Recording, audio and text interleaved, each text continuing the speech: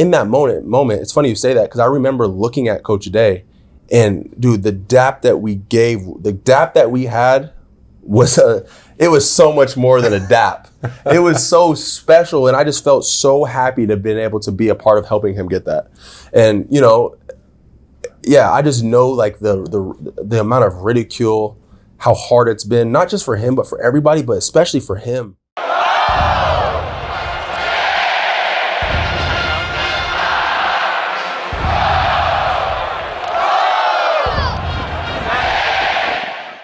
If there was a theme for the Ohio State National Championship run, it was perseverance and adversity. I can't think of a better example of that than this guy on my left. He is Ohio State tight end, former Ohio State tight end, G. Scott, national champion, G. Scott. I'm Austin Ward. That's Jeremy Birmingham. This is 24-ever, the stories of the Ohio State Buckeyes on the way to the national championship. And I don't know, I don't even know where to begin with your journey, because when I say perseverance and adversity, it just almost from the moment you arrived, that's what you went through. Yeah. No, absolutely. Well, first of all, thanks you guys for having me on here. It's crazy that you call me. I'm alumni now, I guess you could say. Is it harder to get used to former Ohio State Buckeye or national championship Buckeye? I don't know. I like the sound of both of them. It's something that's behind me, and I got one of my goals that I wanted to get. So it's pretty cool. But no, man, to your point of adversity, I think absolutely. I think that's been one of the most, if I can describe, maybe these 5 years that I've been associated here, I would say adversity and perseverance, and the same kind of theme that this team has is something that I'd associate with myself. Yeah, absolutely. I think, like you said, from the time that I've got here, I really believe that nothing was handed to me. And so it was definitely challenging.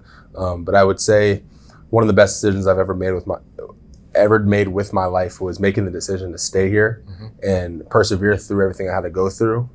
Not even just for a national championship benefit, but I believe that my life was changed here, and I'm just very glad that I stuck it through. I mean, you take us down this path already, like just sticking around. There were times it was like, is G gonna stay here? Is this the position gonna be right for him? Is he gonna spend 4 or 5 years at Ohio State? And it was like, if you'd asked me, and I'm not the one making the decision, you are. It was like, doesn't seem like it. Right. No, absolutely, dude. Yeah, I just was having a conversation with my father yesterday, and we were just talking about this idea that, the transition from wide receiver to tight end, and how the decision that I made wasn't necessarily, in my personal opinion, and I could be wrong, who knows, the direction it would have went, but I don't believe it was the best thing I've ever could have done with my football career, but I do believe it was the best thing I've ever could have done with my life. And I think it has definitely changed my life for the better, and if I can go back 1,000 times and change it, I wouldn't have. But I do believe, I was telling him, again, you never know,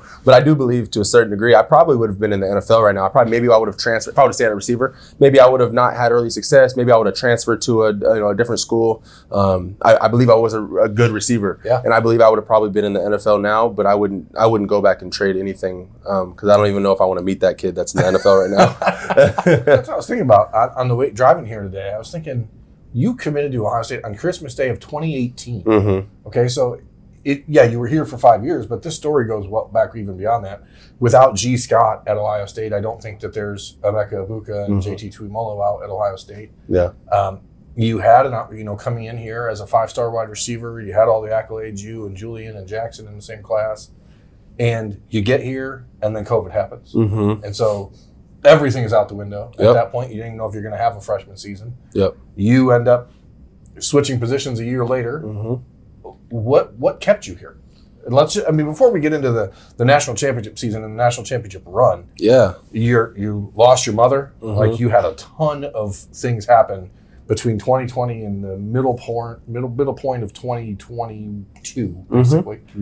Towards the end of all of 22 for the most part. Why did you stay? Yeah. Because everyone would have said, we understand why you're leaving. Yeah. Understanding why is always a hard thing. But as a man that's came to very, very strong faith at this point in my life, I do believe that there is a Lord that we serve that has a very sovereign will over our lives. And I believe the idea behind me staying, although I don't understand the why, I do believe it was intentional. And the word says in Romans 8:28 that, and I write it on my eye black for every game, that all things are working together for the good of those who love God. And that doesn't mean that everything's going to be good for those, who love God, but everything's working together for this good. And so all the things that I went through in keeping me here, there was times where I definitely, I had the desire to go play somewhere else. I just want to play football. And that's kind of all I had in my mind. And I remember there was just even, vivid points in my mind where I felt like I was, like, these are actual memories that I have, where I felt like I was just getting like beat down into a corner. And at one point I just ended up putting my guard down. I felt like I was like giving up. And I don't know if you guys even know this story. I don't even know if the media knows this story, which it's in the past now. So doesn't matter. Maybe they do. But there was a time in 2021 where I had left the team for about 4 or 5 weeks. Like I drove away from the team and I left. And, it was just because as an accumulation of all the things that were going on in my life, just a few months prior to that, I lost my mother, just a lot of family issues, even my own relationship issues. Football is not going as planned. I'm now at the bottom of the depth chart from the time that I picked up a football until I got to college. I was always the best player. So now I'm at the bottom of the depth chart at a position I never anticipated to play. And life just feels like it's just throwing everything it possibly can at me. But kind of getting back to the point that I made initially, I really do believe sometimes God will break you all the way down to your knees to where you have nowhere to look but up. And, but you still had to make the conscious decision to say, hey, I'm going to, you said you threw down your hands. You said, I might be done with this. Yeah. What brought you back? Yeah. Was it coaches? Was it Kevin Wilson? Was it Cade Stover? Was it just your own internal competitive desire? What was it? Yeah, dude, I tell you guys the truth, and I don't want to turn this into like a Christian podcast, but it's the truth. It's your journey. Like, you tell it however you need to. Sincerely, as a result to surrendering my life to Christ, I was sincerely, metaphorically born again. And you could ask, I'm sure you guys are going to have other guys on the podcast, and if you ever find a quick little segment of 30 to 45 seconds, you ask them, was there a transformation that took place in my life? For those who have been here long enough to know, it's undeniable. And, I'm no longer who I was when I first walked into these doors. And that's why I say it with the conviction and the confidence that I do, that I wouldn't go back and change a thing. But you ask why and what was the turning moment? I can't give glory to anything but that. And I believe if it wasn't for that, I would probably still be, hitting my head on different things. Was that a specific verse that you found? Was it a church that you went into in those 5 weeks that you were gone? Was it DJ Stroud? Who was it that said, hey, G, like, we've got you. You can't, we're not going to let you go? Yeah. I think it was a result of utter desperation. It was a result of, I am looking for a happiness that I cannot find in my family.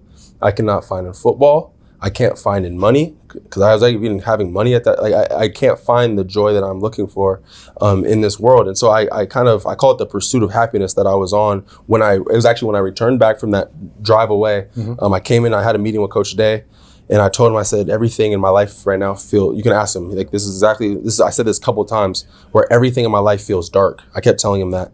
And I think from that point moving forward, when I came back, that's when I call that moment the pursuit of happiness, is where I tried to find happiness in all the things I could, and I couldn't find it. And so to get to the question of what led me there, it was a decision that I made to just try. I was like, man, let me just, God, I've heard who you are through everybody, what everyone else has to say. I've seen people have good relationships with God, and I call it a third-party relationship because I knew who God was through what everyone else had to say about him. And so I got to a point in my life where I was like, I'm going to throw all of this out, and I want to know if there actually is a God and he actually is real. I want to know him for myself, and I'm tired of hearing what everyone else has to say about him. And it was from the point that I made that decision in my life that, God, if you're truly there, I want to know you and I want a relationship with you, that my life began to dramatically change. So you make that change, G, and you're pursuing that happiness, and it's going to help you personal life, private life, football life, all of that. Yes. You still have to come back to the Woody, and you referenced a meeting there with Coach Day. Yeah. The people in the program still have to say, well, we'd like to continue this journey with you. That was no guarantee. I mean, I don't know what it was like, but the circle of care and all that, they still had to say, well, yeah, you left us. Why should we take you back? I mean, I don't know what those conversations are actually like. Yeah, it's a great point. I mean, you're spot on. They did not have to take me back. They could have, you make that decision to want to leave the team. That's unacceptable. And, you can, and it's not like I was Marvin Harrison Jr. at the time. It's not like you're letting go one of your key players. Like what would have really, hurt them? But Coach Day had such a heart for me and a compassion for me that when I spoke to him, it wasn't just a conversation, because he has a past, and he has a big heart for people who are in rough places and mental health spaces, from his own prior family experiences, to just in general, to the way he kind of goes about mentoring us as players. And he was just so open, he was just open arms and just receiving me and just giving me the help that you need, or giving me the help that I needed. He called his wife in to have her, his wife come and speak with me, and her and I had a long conversation. And he told me, he was like, the same way you get a physical injury and you need to heal that physical injury, in the same way, when you get messed up mentally, you can't just act, just because you can't physically see it doesn't mean you get to neglect it. Sure. And, there's an issue here, obviously mentally, that we got to get resolved. And so he didn't give up. He never gave up on me, and I'm forever indebted, for him taking that chance on me. He does say, because when he talked about, hey, the people who win this championship, those are the stories that get told. It almost only happens if you win. Yeah. You guys did that, but the person that he was always pointing to wasn't like, well, it's going to be Will Howard, or it's going to be Emeka. I mean, those guys are all part of it. Yeah. Jack Sawyer. It's like, G's the one. Like, if you're talking about low points and coming back and getting on the other side, like, you're not going to find a better example of that. I know you don't do it for the acclaim and the spotlight on yourself, and that you give the glory elsewhere, but for you to be one of the shining examples of that for that team that did accomplish it, I just wonder what that means to you. I mean, I think I've started to get to a point in my life where those kind of, and again, it's not about personal accolades, but those are the kind of things that, more than just being as an athlete, but as a person, I strive for more than being even the best, player that there ever was. It's one thing for people to be wowed with my ability to catch a football or run a route, but I think even more importantly, because I'll be, how many more years? I'm 24 years old. I probably got 6, 7, 8, if I'm lucky, more years in me to continue to do this. But I have to live, the rest of my life being the person that I am. Sure. And I would much rather take, he wasn't the best player on our team, but you want to talk about a teammate who cared and loved his brothers and would have done anything to support them. Those are the kind of things that I believe that are very important in developing a team or any kind of community. You need, the more people that you have like that, the better. And I was not the only one. There's other guys on this team that are great embodiments of people who are selfless, and they're willing to sacrifice themselves for the greater good. And biblically speaking, that's what Jesus says the greatest form of love is, to lay one's life down for your brother.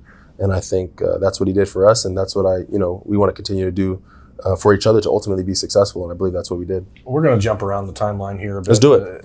Yeah, we can go forever in there. I want to just jump straight to the end. The night you guys are holding the national championship trophy in Atlanta on the stage there, you're standing there next to Ryan Day, who obviously supported you in those moments.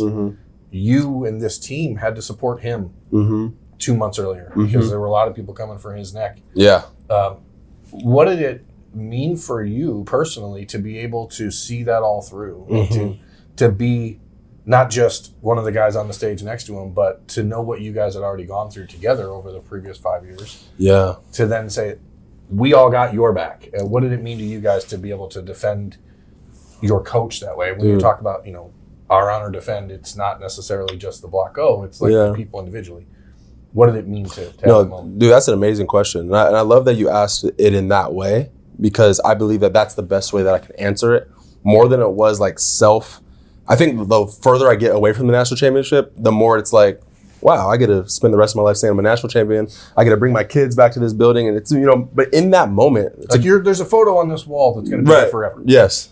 And, then that's, in the farther I get away, the cooler that is. But in that moment, it's funny you say that, because I remember looking at Coach Day, and dude, the dap that we had it was so much more than a dap. It was so special, and I just felt so happy to have been able to be a part of helping him get that. And I just know like the amount of ridicule, how hard it's been, not just for him but for everybody, but especially for him. All of the things that we have gone through, and in that moment, just seeing like how proud he was of us, and just in that moment enjoying it. That's pretty cool. We probably don't. Verbalize it as much as you would think, but like when you have someone that's the head of authority of a building like this, we say it all the time. Like, even in like the in the off season, the training, like sometimes like when you make Coach Mick proud, it's like it's a pretty cool. You've done something. Yeah, that's pretty cool. It's like, growing up with with your parents. Like when you finally do that thing, it's one thing if everyone else notices, but if your dad or your mom is like really proud of you, it's really cool. And so it was cool to feel that with Coach Day and be able to share that moment. I just think about one thing, and I've said it to people as they watch this series. I keep saying, coming full circle. Mm-hmm. I think about your career, and not just the off the field stuff, mm-hmm. but on the field stuff. Yeah. If you go back to the 2023 Michigan game, mm-hmm. the 2022. Sorry about that. The 2022 Michigan game, mm-hmm. probably one of the dumber plays you've ever made in your life. Yeah, right? Yeah. And then you have the 3rd down and 9 play against Texas, where you show people like, hey, I actually am pretty damn good with the football in my hands. Yeah. And pick up the 7 extra yards you need to make it a gettable 4th and 2. Yeah. Like, all the conversation about your career is going to be about sacrifice and giving up to this position. But you made a couple big plays in the playoff too. Yeah. Like, do you first one in the Rose Bowl? Mm-hmm. Do you look back and that's a tone setter of all tone setters. Do you look back and give yourself an opportunity to say, well, actually, I can put the headbutt behind me? Or is that one that still haunts you? Yeah, I think it's not one that I wouldn't say that it haunts me, and I wouldn't say it's one that I put behind me. I just think it's a beautiful symphony telling one story, and I think without it, I don't know if it's as sweet, because I think it's a very good testament. It's a testament of you can kind of see in a timeline where I was. I think that headbutt was not just a headbutt. I think that's such a good that's such great symbolism of where I was in that point in my life. Yeah. Folks, apologies again for the interruption, but at the podcast, we are working to create something special for you all to really enjoy. And as such, we're pretty selective about the brands that we work with and share with you all. And as a reminder for that, we're excited to reintroduce you to our newest sponsor, Axia Time. Axia is the official timepiece of both the College Football Playoff and the Heisman Trophy. They create ultra-custom watches to commemorate life's greatest moments, like winning a national championship. Axia has created an incredible collection of timepieces to celebrate the 9th national championship for the Buckeyes. These are truly heirloom quality, and there is even a limited edition Ryan Day autographed box set for those of you who want to own a piece of Buckeye history. And who doesn't? Equally important to the quality of the product is the quality of the people behind the brand. As you learn about their backstory, you'll understand why we are partnering with them to bring you this 24 ever series with the stories of the Ohio State Buckeyes national champions. Axia has created a special offer for the podcast listeners. Use the code THE10, THE10 at checkout and get 10% off your order. Check out their designs at axiatime.com, AXIA-time.com. Axia Time, watches that tell so much more than time. And I think that was just a direct fruit of where I was. And to see that kind of thing turn around with all the revival that has taken place with this team coming to, I just think you can just kind of see the fruit of my life begin to change over time. And so, it's just like the highs and lows of life. I don't necessarily put it behind me, but it's something that is there. And I think it's all part of the story. I think it's very unique because a lot of guys on this team have gone through the ups and downs. Mm-hmm. Yours almost more than anybody has like a moment on the field that matches every single step. It's very interesting because it's like a picture book almost. Yeah, no, absolutely. It's pretty cool. And yeah, man, it's dope. In that picture book, what would be the first play that goes through your mind for you? For the first football play? Yeah. Where, like, you're talking about chronologically? Like if you're thinking right now about winning a championship, yeah, but you can do your whole career. I'll take as much time as you want on it, but I'm just thinking what's burned in your mind, because you talked about the moment with Coach Day afterwards and that the all-time DAP there, but like, and we talked about the Texas catch extending and the starting it against Oregon. Those were key plays, but I don't know if those are the ones or the moments that you replay in your mind when you think about it. I know that you're also looking forward on the next thing, so I know that that's a difficult one sometimes for people to answer. I think I could go down a rabbit hole list of plays that would stick out to me, and they're not all just like my highlight plays. It would be for instance, one would be that final drive against Penn State when we were down backed up, and we just like you could just feel the guys like. It's like when you're chipping out a rock and you're like, whoa, it's like, it's like you've been doing it for hours and it's like, whoa, it's starting to crack. And like I'm watching these guys start to fold and crack. And so like that was a very cool moment to share with, all of my teammates. And then obviously another one would be that to kick off Oregon that way, to go for a 30-yard gain like that. That was a very powerful, moment. Just because, with them beating us the last time we played them, I can only imagine what their huddles kind of looked like before that game. The kind of things that, Coach, I don't even need to say his name, that the coach was telling them pregame. Like, man, we're going to go out here. We beat them before. We're going to beat them again. And then to come out and then to hit a 30-yard ball, to hit a 30-yard gain on them on the first play of the game. And then just 2 or 3 plays later, I was a lead blocker for JJ Spring in that 4-yard touchdown. So I think the combination of those 2 plays to start the Rose Bowl off and to start, I guess after Tennessee, our playoff to continue our CFP run, was definitely something that's ingrained in my mind. I think Berman and I talked to you after the Rose Bowl, and it was like it was fresh, and you still had more games to play. And I was like, "Do you know coming into the game that like this is probably designed for you? This is it can go anywhere." Yeah. And it was like, well, we're team. I don't need the football. And I've heard that answer from you a ton. But the possibility is at least there that you're going to go out there and they would trust you to set the tone. Oh, well, yeah. Well, I don't know when did you ask me that? Was that prior to the game? It was after the game. Oh, was it after the game? After the road? Yeah. Well, I knew that play was coming to me like days before. If it doesn't come to you, who else is going to? Yeah. Out of bounds, yeah. It was no. Actually, it probably would have. I mean, we knew that was the first play of the game. Probably, I don't even know when the Rose Bowl game was, but probably 3 days before the game. We knew that this is one of our openers, and I was like, and I'm just like, man, we'll make the play when the numbers come when my number's called. You're going to be nervous before a Rose Bowl anyway, right? Yeah. If you get the ball first, this is an opener. Could be. Yeah, I'm going to admit it because I'm going to be like, I'm going to put my guard. I was actually a little nervous in that moment just because, any game, the ball can come to me first play. But it was because, the height of the moment, Rose Bowl. And then also I was starting at running back. I started at running back the first play of the Rose Bowl game. I motion out. I'm faking a screen block. There's just so many things that have to go the way they're supposed to go to complete that. There's a lot that goes into it. I wouldn't say I was nervous. It was just more so like, this is real. Like I remember like jogging out to the huddle on that first play, jogging out there knowing what the first play was going to be. Like I had like those butterflies in my stomach. Like, oh shoot, here we go.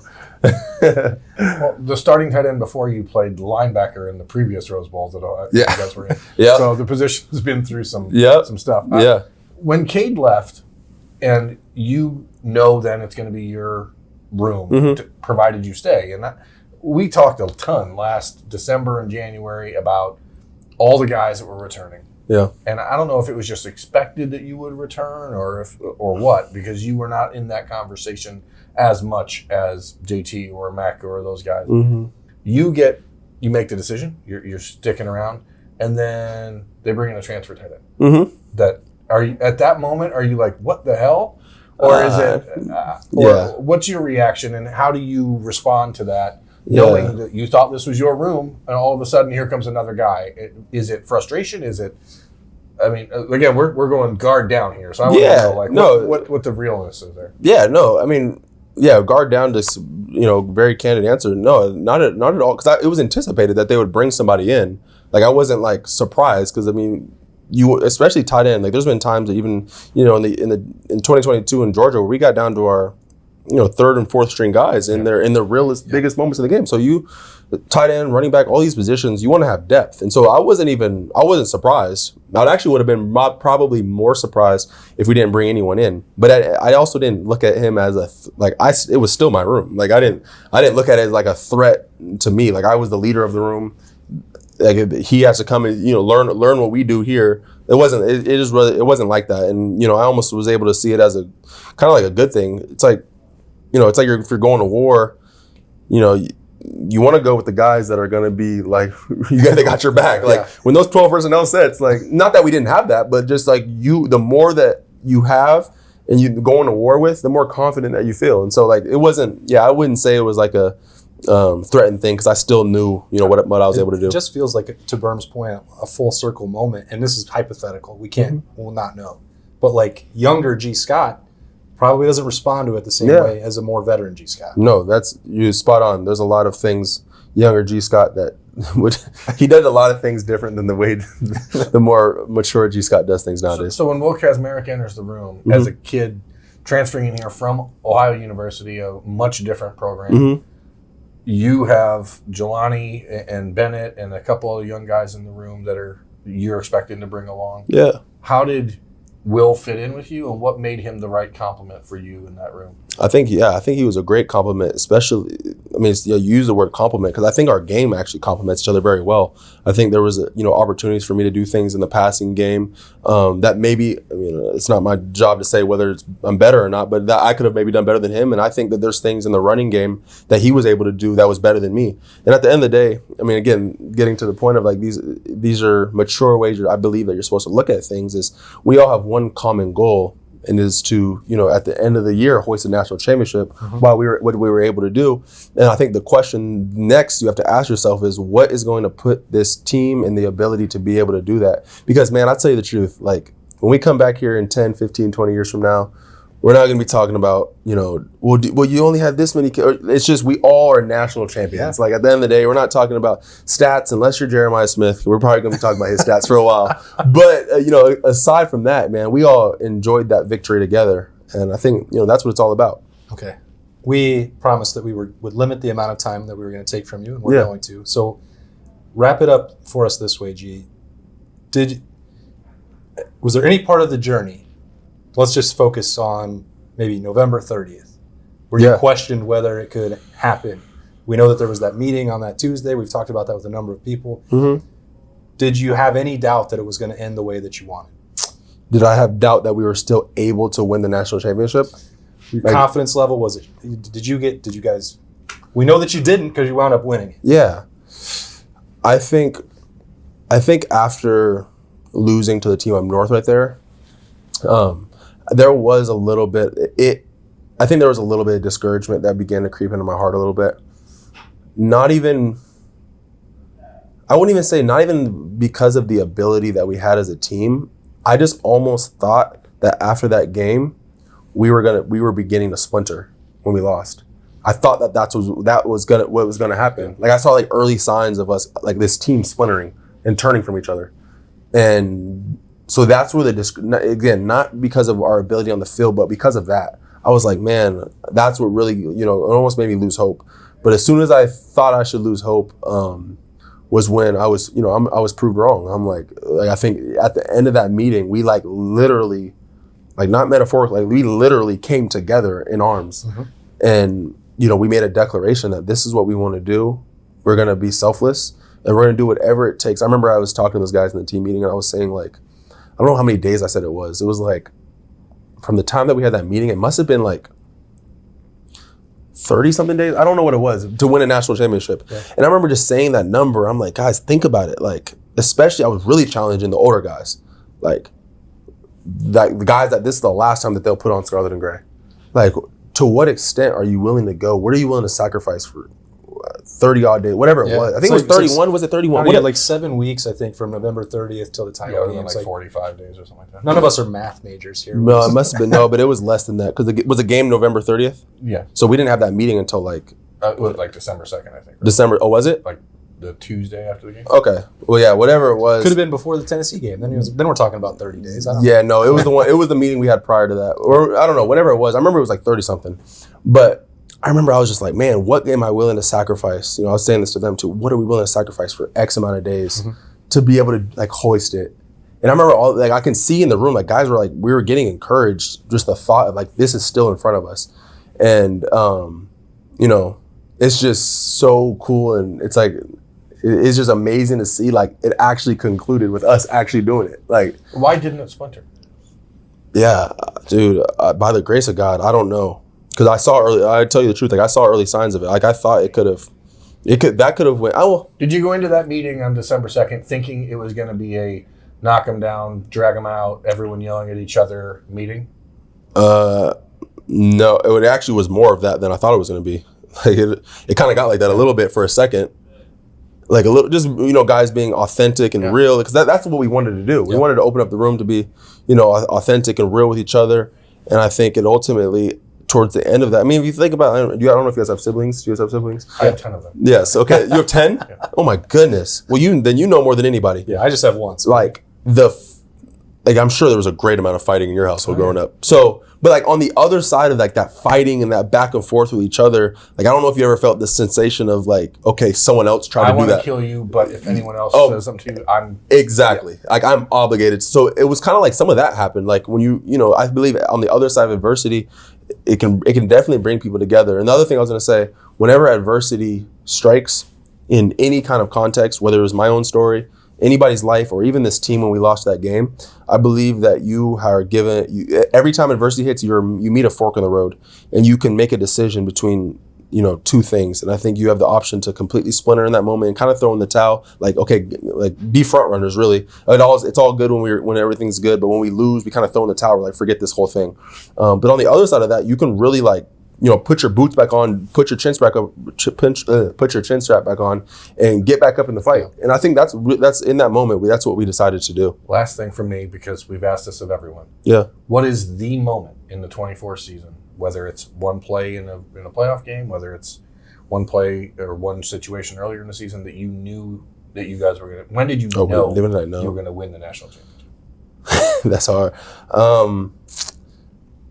I think I've seen Coach Day answer this, and I think I'm kind of with him.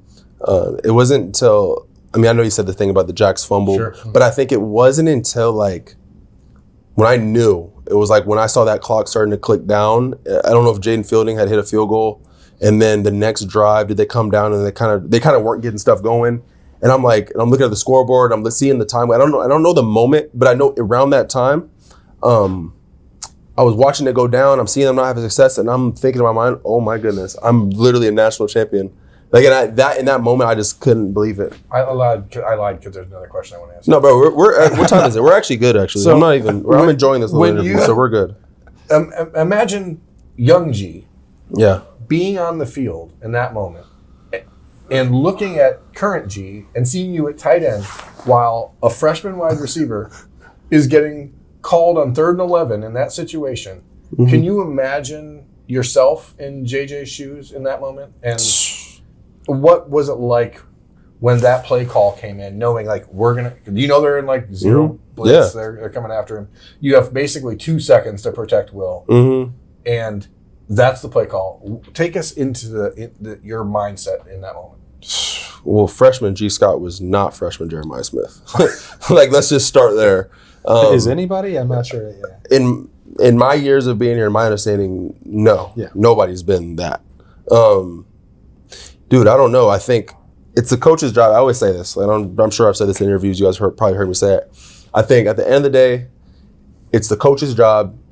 I put a lot. Like, I think coaches are. It's a lot of responsibility that comes with being a coach, and I think it's our job to listen to what the coaches are saying, trust what they want to do, and execute at the highest level. So in that moment, I believe that the coaches believed that JJ on the field at that time was in that time the best player on the field, that we believe that we need to get the ball in his hands, like, period.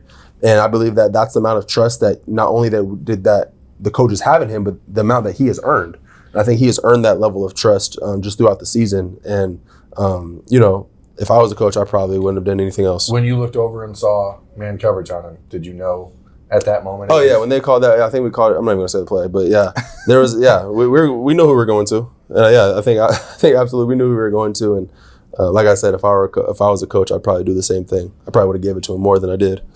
more than we did. Well, it worked out in the end. You guys hoisted that trophy. And I mean it, G, that when we say this was one of the ones that we had to do for this series because of the journey that you were on, we really appreciate you taking the time to lead us through it. So it's been a pleasure to cover you. Yes. Congratulations on the national championship. Next step is trying to find that home at the NFL level. Maybe you can go back to wide receiver. I don't know, just spitball. He looks like a tight end now. Yeah. It's actually funny you say that. I was actually thinking that because I think throughout combine training, I've started to get got really tight in my diet. I'm seeing how easy I can lose weight if I really want to. I'm like, oh shoot, I slip right back in down to a tight receiver. There you go. Yeah, but who knows? But no, man, I appreciate you guys having me. Your testimony is truly one of the remarkable things that I've seen in my time covering Ohio State football.